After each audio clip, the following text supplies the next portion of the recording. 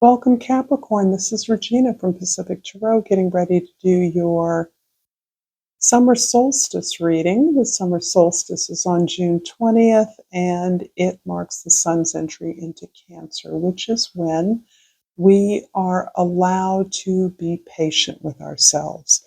This is a time when we're really checking in with ourselves, our bodies, our emotions, our complete holistic health around the many changes, the incredible movement that has occurred since the beginning of this year, let alone over the past decade. So, this is a time when you may be experiencing new, unusual, unfamiliar, even uncomfortable sensations regarding experiences that are new to you, and allow that to happen. Allow yourself to validate that if you're uncomfortable and yet you know you're moving on a path that is productive for you, that it could be that you're finally making changes that you have not been courageous enough or diligent enough to make in the past. So, this is a beautiful time in that regard. I'm going to remind you that this is a general reading. So if you would like a personal reading, please check out the information in the information box below. I thank you for your presence here now and all the support you give me. And I pulled for you, Capricorn, the Eight of Pentacles. Why not? This is such a Capricorn energy. You are developing and evolving aspects of your talents, your gifts, your skills. You are committed to personal development at every level. This indicates to me that you are preparing for some kind of an opportunity, or you're preparing yourself for abundance. You're devoting yourself to your craft in a way that lends you to devotion. There's almost a love of crafting, whatever that means for you in a professional sense or in a creative sense. You are in love with the details of your work. You're loving the effort. You're in love with your work. This is what I mean by devotion. There's a kind of, even you would do this if there wasn't even any material reward involved. However, you are planning for the reward that you expect to receive. And you are assured of success with this work ethic that you're displaying, and this understanding that you, in preparing yourself to be the best person you can be, you will maximize the opportunities for abundance, reward, wealth, or a long-term longevity of a project that you are creating. In the 10th house, your social identity, the way others see you, the Hanged One. And this is about really, as you are doing this work, as you are devoting yourself to your practice, whatever that practice is, you're understanding that you must shift the way you view things. You're straining for a higher view so that you can zoom in on the big picture, where your effort is going. The effort you're making is monumental. So you are considering the options you have. You're understanding better what the possibilities are that are available for you. You are doing this because you don't want to miss the opportunities that are coming along if you're not fully recognizing and open to new ways of doing things, new ways of thinking about things. In the first house, the Nine of Wands, you have been working very hard. You've been straining, intentionally building up a practice, building up a professional experience, building up something that you are developing. This can be a relationship, this can be your own health, this can be your own status. But you have worked long and hard. You have never given up. You are determined, even though you may have experienced not only failures, but challenges along the way. And it is evident from this card that this individual has been battered and bruised, wounded, the wounded warrior, some might say. But you're absolutely sure that you are close, that your victory is close at hand. In the fourth house, the house of your home, your soul, your family or foundation, the Seven of Wands is indicating that you are working diligently in your base. For many of you, this is your home. It's also your base of operations if you work at home, if you have a home business or your own business, to say no to those things that you've said yes to in the past that have drained you of energy, that have taken you off, that have distracted you from your purpose. You're now understanding that your strength, which is considerable, needs the space to operate. You need the ability to move from this considerable strength which you have developed and evolved over time, so that you understand that this is what you do best, and you're creating the conditions for you to exercise and practice your skills and talents. This is a beautiful card of simply standing up for yourself in any moment, saying what you feel, speaking to your truth, no matter who is involved. And this is a brilliant ability to advance any discussion, any negotiation by staying clear on what you want. In fact, for many of you Capricorns, and I am one, saying what you want has been a lifelong struggle. Something in your coming of age, your childhood or family dynamic that did not allow you to have desires. You were already assigned to responsibilities and obligations to take care of others. And as a result of understanding this very conditional love, you have often buried your desires because of the fear that if you said what you wanted, you would be sure not to get it, because it wasn't your place to have desires, to get your needs met. It's a very unfortunate dynamic that you are learning to push back against. You're learning that this is the magic key to manifesting what you want, by identifying it, by naming it, by calling it out, by asking for it. And that includes asking for help to obtain it. In the seventh house of your significant others, the King of Swords. This is showing up for a lot of folks, and this is really a positive skill at this time, particularly because there is such a rich and nebulous, powerful stew of cosmic energy stirring around. So much is being dissolved of the old past. So much of what you used to do or used to understand has been worn away by the changes in the social world that we live in. And as a result of that, you're aware that your truth is emerging.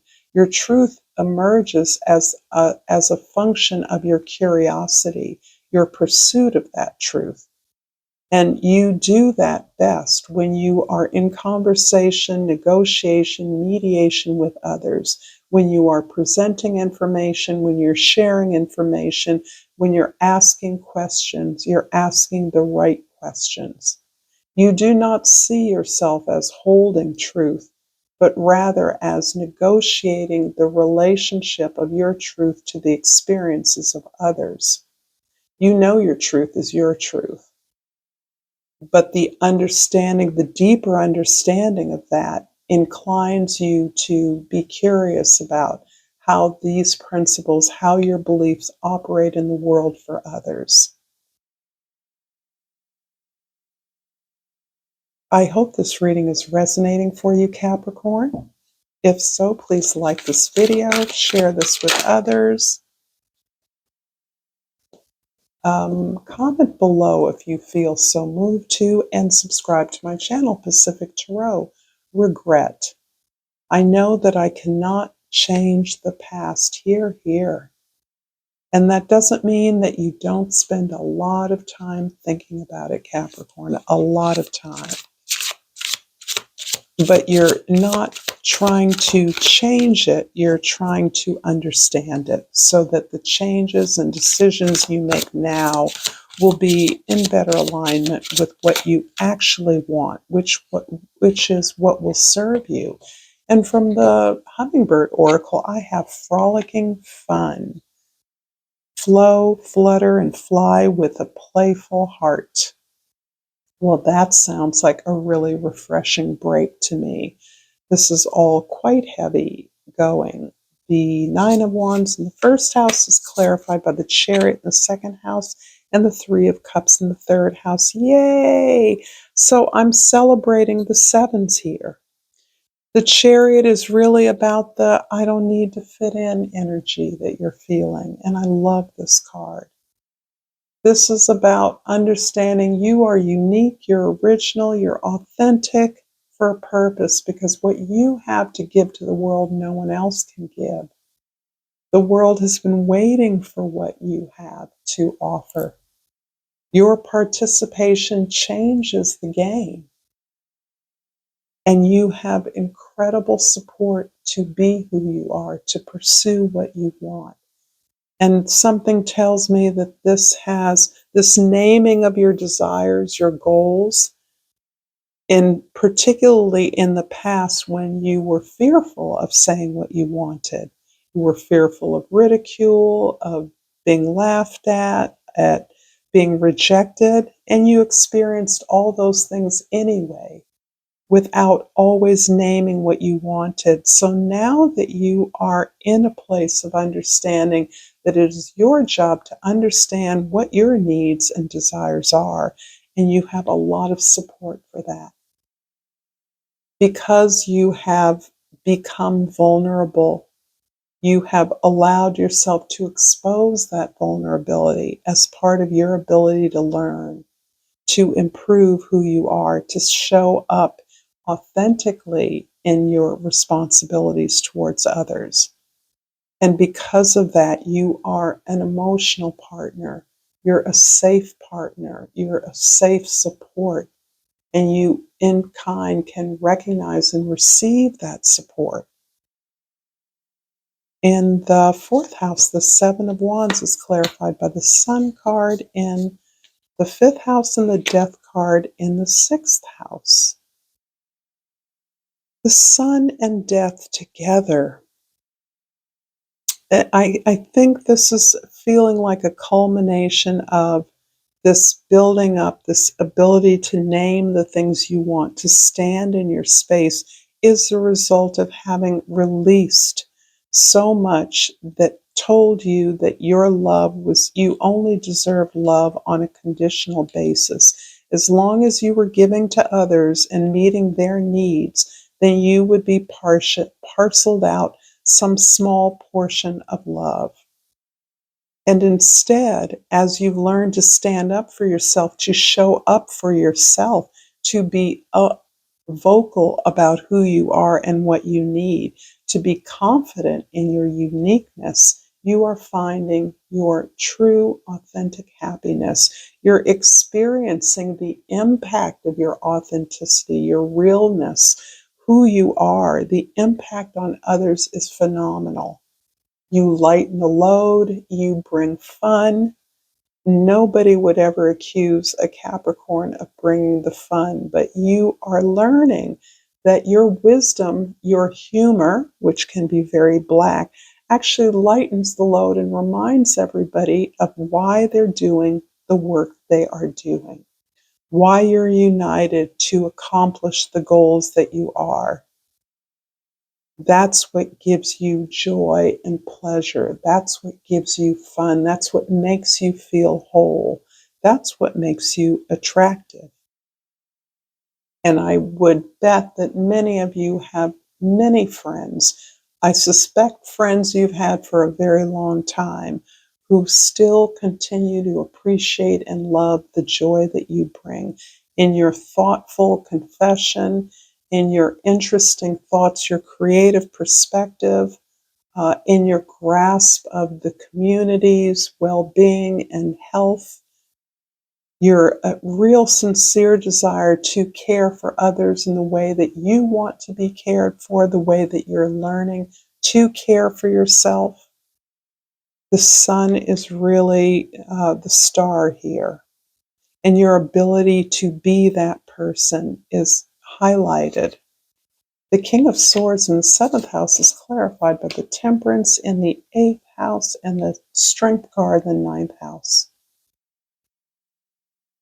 Boy, there feels like a lot of long going patience, harmonizing, healing, recalibrating your efforts, rethinking, going backwards, moving forwards, but carefully, consistently, day by day, every aspect of your life.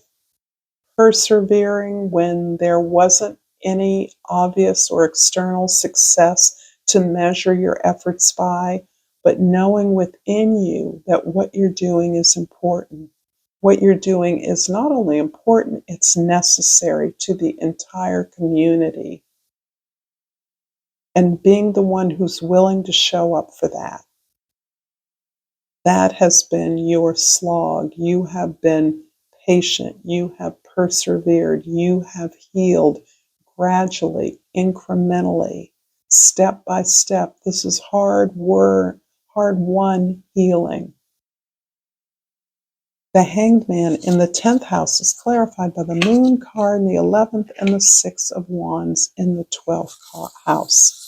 So the Moon is about that ability to get still, to be quiet, to meditate, to ask for help from all the alliances that you have, particularly those ones that are invisible to you. That help empowers you to face the things that you are uncomfortable with, your own actions, your own beliefs that have restricted you, that have undone your best efforts, that has given away your love for fear of conflict or of seeing something about yourself or accepting something about yourself that you don't like. Gravitating to people that express that because that's risky, dangerous, and sexy to you.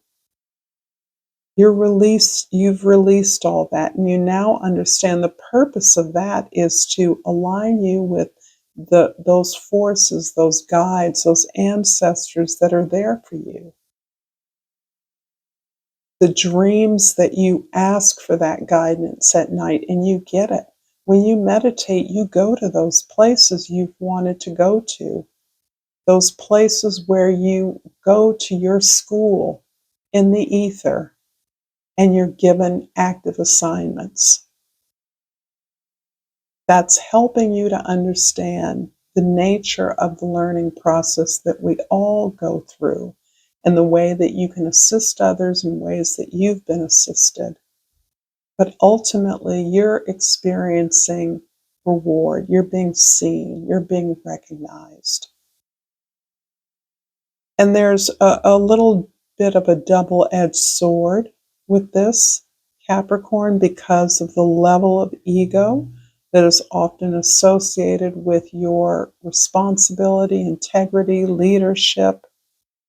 But this is really about receiving acknowledgement and recognition from your peers, the people that you're in the trenches with, those you work with and among. That's the recognition that is ultimately significant to you. That's the recognition you want. Where you're coming from an environment, a childhood structure where love was given conditionally. And when you earn that, you have not been used to being acknowledged. And here you are gaining that visibility that means so much to you, to be seen. You're willing to do the work. But are you appreciated for it? I'd say you are. And you're being supported for it as well. And you're having fun too. So I'm going to finish up this reading with a yogic path oracle. and hope that you are gaining something from this reading, that this is useful to you in some way, helpful in some way. And I pulled Bhakti. And I'm going to look that up in the lovely Oracle guidebook from Sahara Rose. And Bhakti is devotion. You've begun walking on the path of devotion. You're devoted to something greater than yourself, your body, your possessions, or your desires. This dedication is to the divine. Now is the time to ask yourself, when do I feel close to divine? What does divinity mean to me?